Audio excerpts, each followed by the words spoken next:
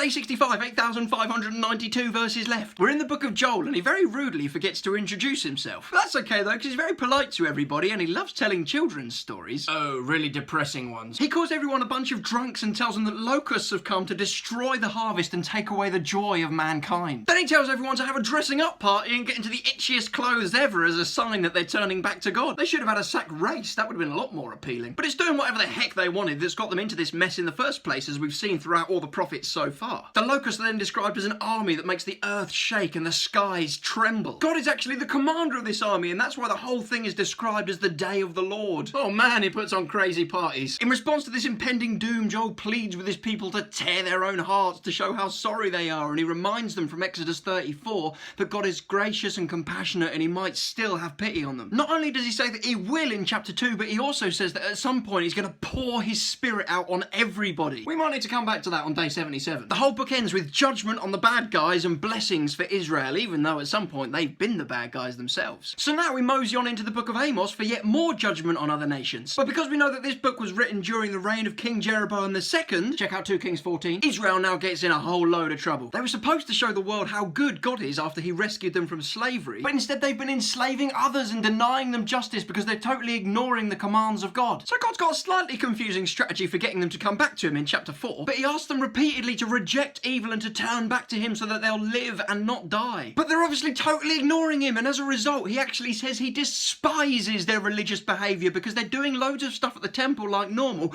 but at the same time they're actually forgetting the needs of real people. God wants justice, he doesn't want empty religion mixed in with oppression. God's so sick of it that Amos predicts that Israel will be destroyed and carried into exile, and it happens exactly like that in 2 Kings 17. Tune in tomorrow for a reverse fishing trip!